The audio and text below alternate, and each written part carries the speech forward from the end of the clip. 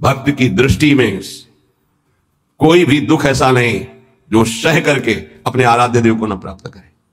आराध्य देव की प्राप्ति के लिए संघर्ष सहना अत्यंत आवश्यक है, कष्ट सहना। जो अंदर जलन हो रही, जो विकारों की जलन हो रही, सहो भाई, इनकी पूर्ति से कुछ नहीं होगा। इनको से एक बार लड़ जाओ, एक बार निकल जाओ तो जन्म जन्म की लड़ाई जीत जाओगे।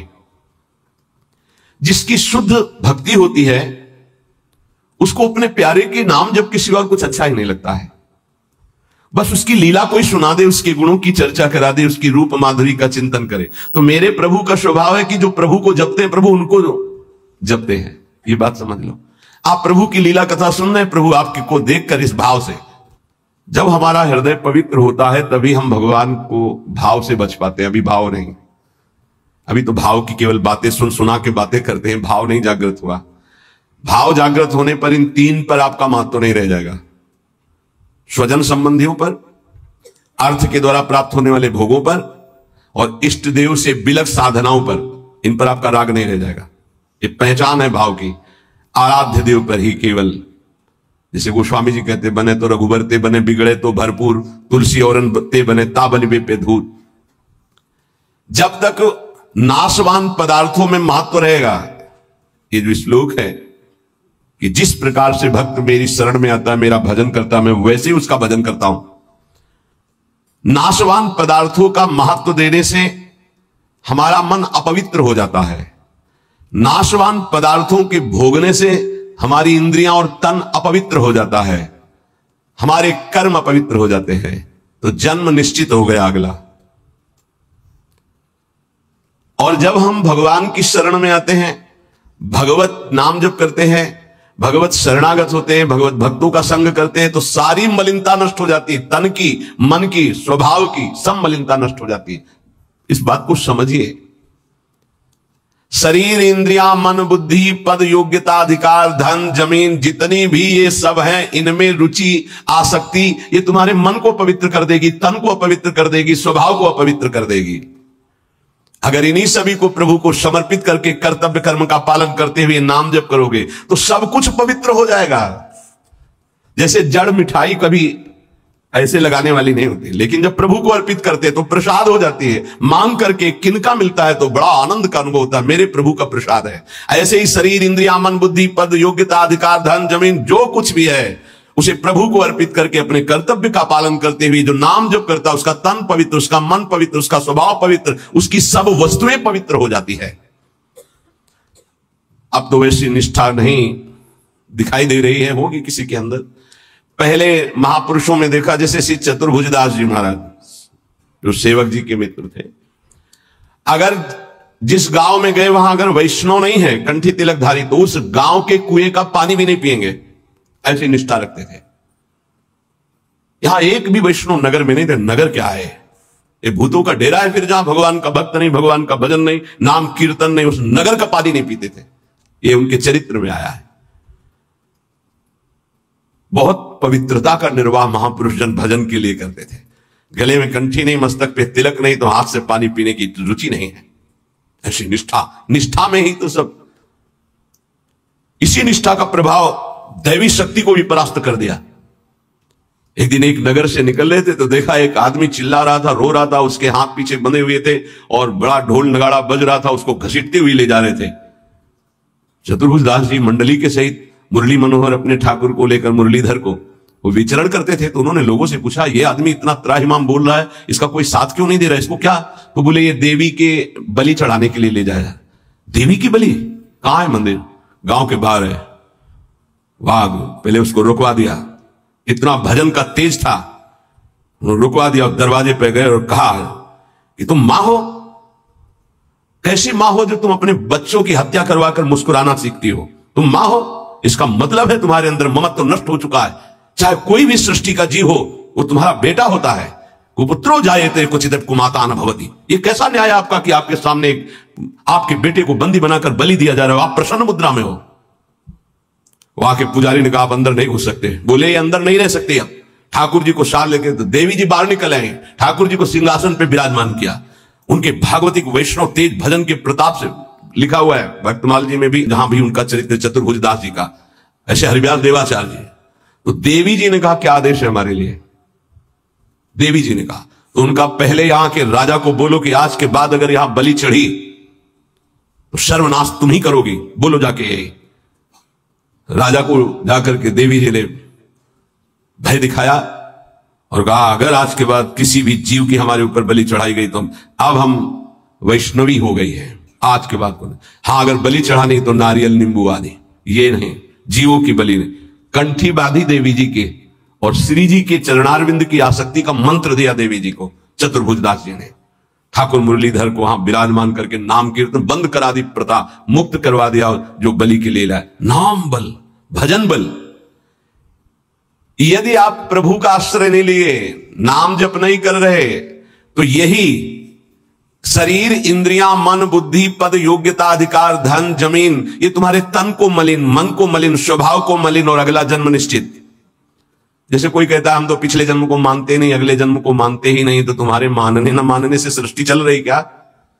कि तुम मानोगे तो सृष्टि चलेगी, नहीं तो बंद हो जाएगी। हम मानते नहीं सूर्योदय होता है तो सूर्योदय बंद हो जाएगा क्या तुम्हारे मानने ना मानने से? क्या ईश्वर का संविधान और शासन आंख मूंदने से टल जाएगा क्या? तुम्हारे ऐसा कहने से टल जाएगा क्या?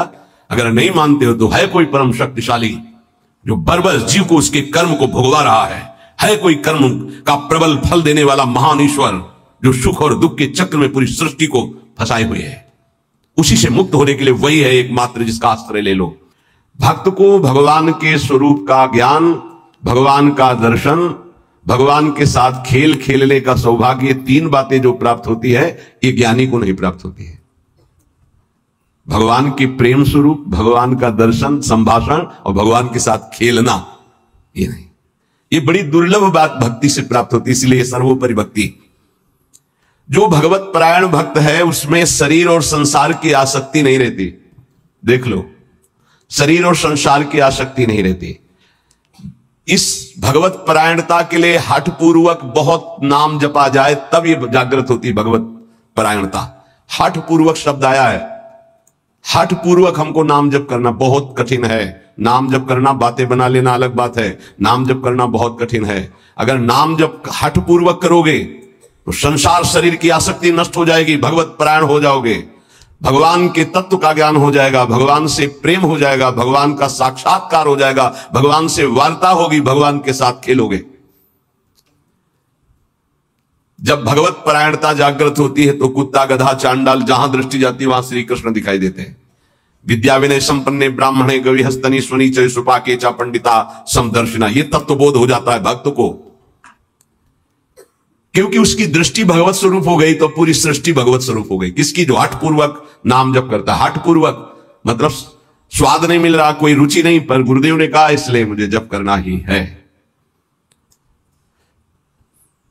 जब बिना किसी प्रयास के भगवत स्मरण चलने लगे, बिना कोई अटकल लगाए कि अरे सब में भगवान है और भगवान दिखने लगे, तो समझ लेना चाहिए कि अब हमारा कार्य पूरा हो गया है।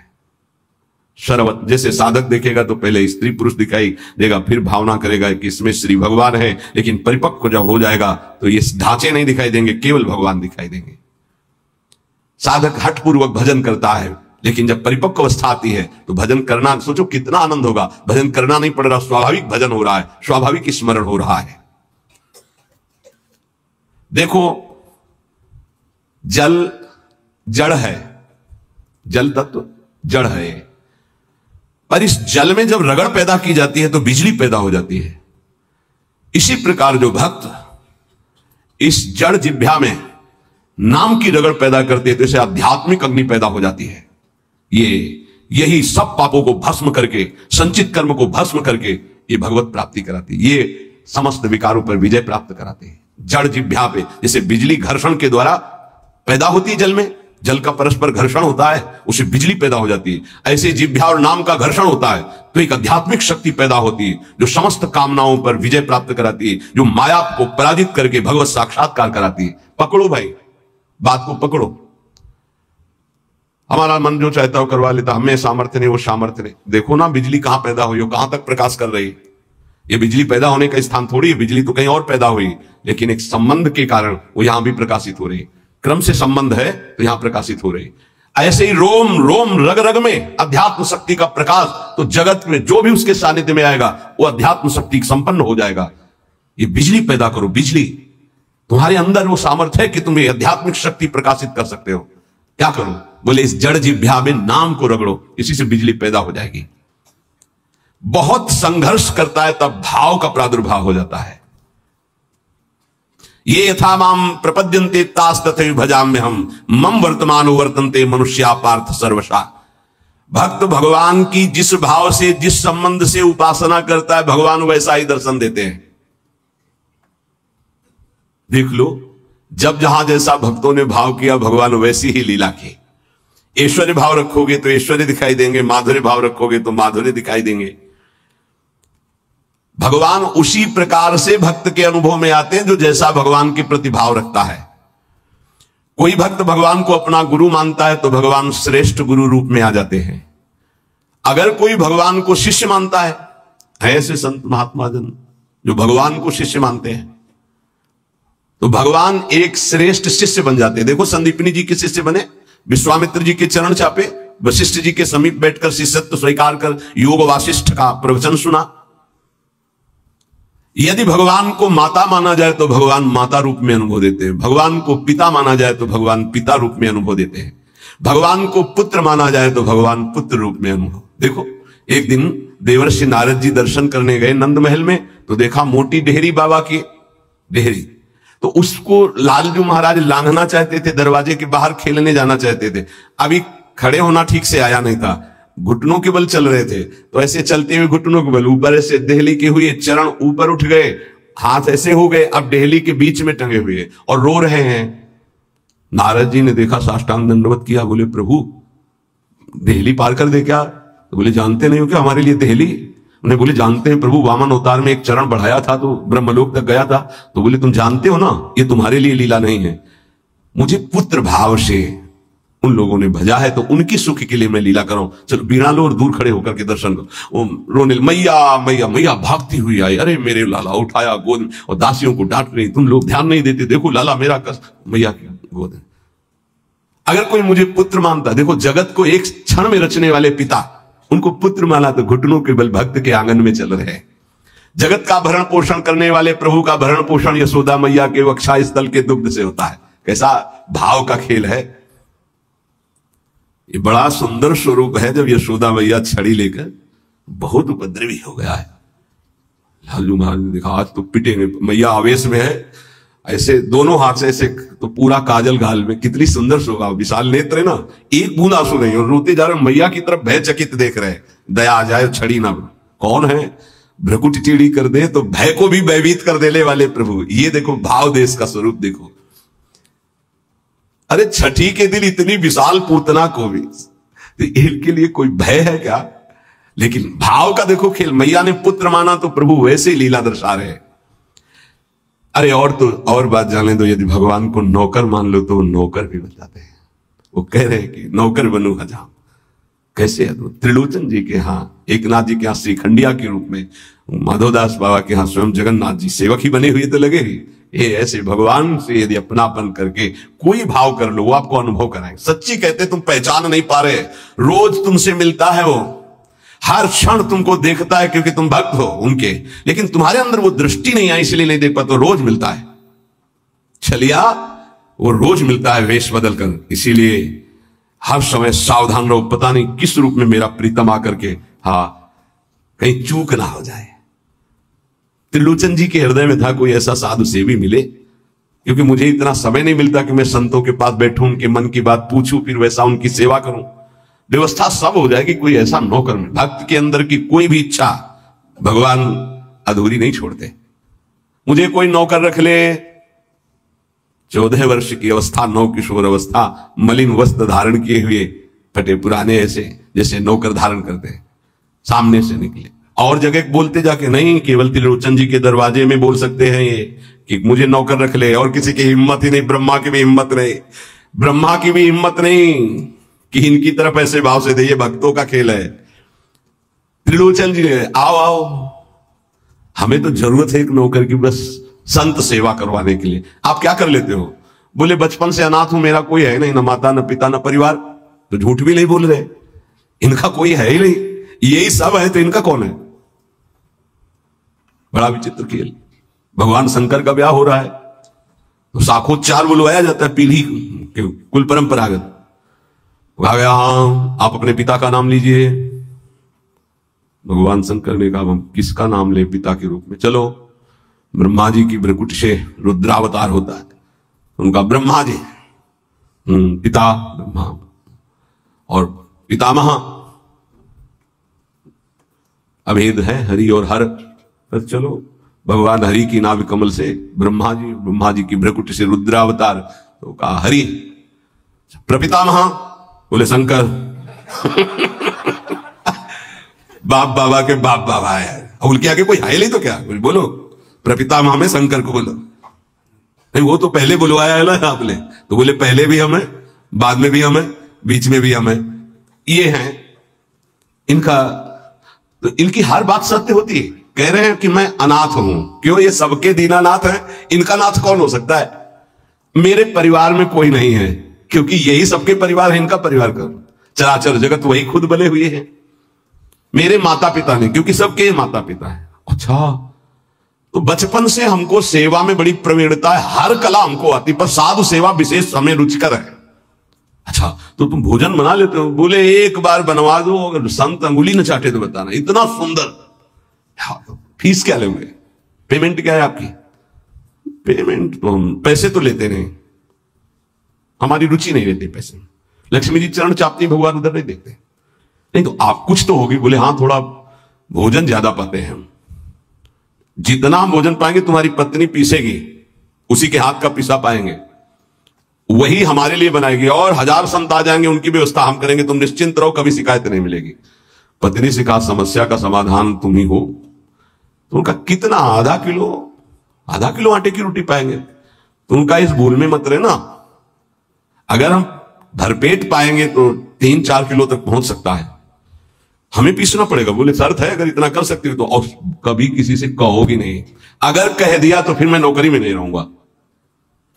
त्रिलोचन जी ने पत्नी से कहा बहुत सेवा की भावना हमारे अंदर थी, ये पुष्ट हो जाएगी इससे, तुम इतना स्वीकार कर लो। ठीक है, दोनों टाइम का भोजन हम बना के पीस के तुम्हें पवाएंगी, और तुम संत सेवा। भगवान जैसे किसी के मन में चल रहा है कि आज बढ़िया कढ़ी बनती है ऐसी ऐसी, तो भगवान वैसे ही बना के सबकी सेवा में रत। अब तो वहां संत समाज आते, खूब नाम कीर्तन, खूब कथा। त्रिलोचन जी निहाल हो गए कि मुझे, और नाम पूछा तुम्हारा नाम क्या? तो बोले अंतर्यामी। अंतर्यामी, जब से अंतर्यामी ये सेवक पधारा तब से जो संत सेवा हुई, मन नाच पड़ा। भगवान को बार बार धन्यवाद देते, प्रभु ऐसा सेवक भेज दिया। ये नहीं समझ पा रहे थे कि जिनको धन्यवाद दे रहे वही है। और सुबह का पीसना 10 बजे तक पीस कर बना के खवाया, बर्तन मांजा, शाम के फिर पीसने का नंबर, क्योंकि उतना ही पाना है। वर्ष भर हो गया, कहीं जाने को नहीं मिला। एक दिन आया कि दोपहर थोड़ा समय में तो निकले, बगल में पड़ोसन मित्र थी उसके, वो गए। तो उन्होंने कहा कि बहन बहुत दुबली हो रही हो, कुछ बात तो है ही है, विचित्र चरित्र है। वो ये कहेंगे, कहना नहीं किसी से, पूरी बात ऐसे फैल जाएगी, क्योंकि महाराज ये स्वभाव रखा गया है। महाराज युधिष्ठिर जी ने ये शाप दे दिया था। जब सबको अर्घ दान दिया जा रहा था तो माता कुंती ने कहा कि बेटा कर्ण को भी अर्घ दान दे दीजिए, जो पित्त तर्पण आदि के मंत्रों द्वारा। तो उनका उसके कारण ही पूरे वंश का, कौरवों के विनाश हो गया। अगर वो साथ ना देता तो कभी हमसे युद्ध ही नहीं होता।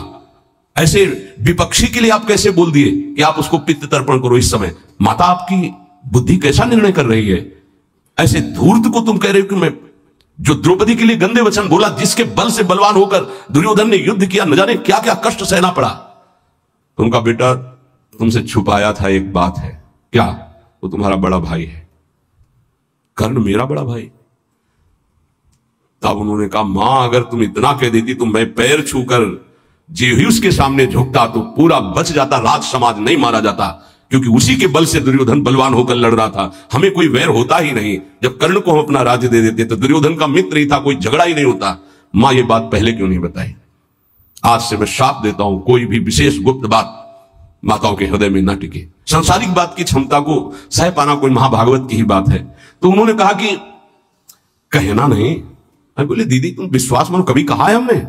बोले एक नौकर आया है, बस कहना नहीं। बोले नहीं किसी से नहीं। एक नौकर आया है, वो बहुत सेवा करता है पर खाता बहुत है, और उसको बना बना के हम ही को खवाना होता है, इसलिए हम दुबली भी हो गए, तुमसे मिलने भी नहीं आ पाए। लेकिन कहना नहीं, वो चला जाएगा। जब लौट के आई तो वहां नहीं थे अंतर्यामी भगवान नहीं। त्रिलोचन जी तो हाँ अंतर्यामी कहां गए, खूब ढूंढा, नहीं मिले, बहुत विकल होकर रो रहे थे। उसी समय उसी रूप में भगवान प्रकट हुए। मालिक, अरे अंतर्यामी, जो नजदीक जाने की कोशिश तो देखा ललित त्रिभंगी भगवान से, प्रभु आप। बोले मैं ही तो था, तुम क्या समझते तुम्हारा कोई और नौकर था? मैं ही नौकर था, मैं तुम्हारी इच्छा की पूर्ति के लिए स्वयं नौकर बना हुआ। अगर आपका भाव बन जाए भगवान के प्रति तो भगवान नौकर बन जाए। देख लो, जहां अर्जुन जी की पादुकाएं हैं वहां भगवान बैठे हैं, और जहां भगवान की पादुकाएं रखने की चौकी होती वहां भगवान शंकर सनकादि नमन करते हैं। शिव शनकादि जहां वंदना करते हैं, जिनकी चरण रखने की चौकी में, वो भगवान वहां बैठे हैं सारथी पद पे, और रथी रूप में अर्जुन भक्त बैठा है। कैसी प्रभु तर उतर कभी डार पर है, प्रभु ऐसे बैठे हैं और सब ऊपर बैठे डाल में बैठे। प्रभु तर उतर कभी डाल पर, देखिए आप, बड़ा विचित्र भगवान का कृपा प्रसाद है। जो भगवान को दोस्त मानता है तो भगवान दोस्त बन जाते हैं। जो भगवान के लिए जितना व्याकुल होता है भगवान उसके लिए उतना व्याकुल होते हैं। भगवान भक्त के बिना तभी नहीं रहते जब भक्त भगवान के बिना नहीं रह सकता है। ध्यान रखना, आप जी रहे हो अच्छे से, वो छुपे हुए हैं। जिस दिन आप व्याकुल हो जाओगे वो छुप नहीं पाएंगे, वो बड़े प्रेमी है, तत्काल आपका साक्षात्कार हो जाएगा। भगवान श्री कृष्णचंद्र जी कहते हैं मुझे जो जिस भाव से बजता है, देखो अभी क्या भाव से बज रहे हो, अब भी बज रहे हो, विषय भाव से, भोग भाव से, जिस भाव को आप, तो वही श्री कृष्ण बने हुए। सच्ची बात मान लो, उनके सिवा कोई नहीं बना होगा। वही है, मत्ता परतरम नान्यत किंचित अस्ति धनंजय, किंचिन मात्र हे धनंजय, मेरे सिवा कुछ नहीं है। इसलिए आप भगवान से अपनापन कीजिए, जो वस्तु चाहोगे वो बन करके आपके समीप आ जाएंगे। वही है, वस्तु में, व्यक्ति में, स्थान में। देखो वही बनने वाले हैं, वही बनाने वाले हैं।